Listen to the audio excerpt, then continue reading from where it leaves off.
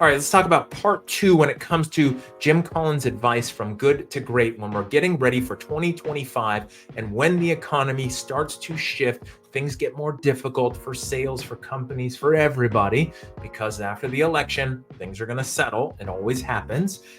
Here's the key. First part, get the right people on the bus and nicely or not nicely invite the wrong people off the bus, and do that as a cultural fit, not just experience, but it's about cultural fit, and it's about the traits that you want. One of my number one traits that I look for people to be successful in any role, but just in general, is openness. Number 2 is curiosity. Now, most people put curiosity first. I put openness first because I want you to be open-minded. Because if you're not open, you're not going to be curious. You got to be open, and then you can be curious. So open-minded people and curious people will learn anything.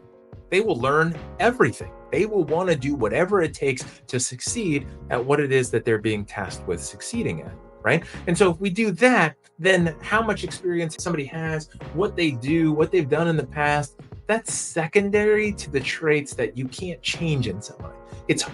I don't want to invest the time and effort to make someone open-minded or curious. They could change. They can adapt. They can grow. I'm more open-minded and curious than I was 20, 30 years ago. However, do I want to bring that person on and then put in that effort? Versus, do I want to hire someone with a lot of experience, but they're closed-minded and they're not curious? They're going to be a pain in the butt to manage. I don't want to deal with that. But that's what companies do as a standard. Let me just get this person. They'll know what to do and sell it, and hopefully they'll follow my rules. No.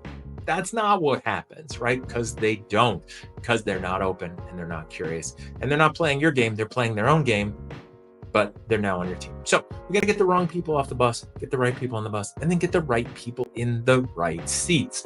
But fundamentally, remember, the only way to do that is to make sure they're fit for your company. They've got to align with your values and your mission, and your vision. And if you don't have that clearly stated, you've got problems. Right? You're all expecting everyone to get into the bus for a road trip with no destination in mind and no map on how to get anywhere. And someone's just going to say, hey, let's just pick left and see what happens, right? You will get somewhere. Will that be valuable? Will it be where you want to be? If it's a road trip on a Sunday afternoon with no consequences and no ramifications for choosing the wrong direction or not ending up anywhere fun or having a boring time, that's okay.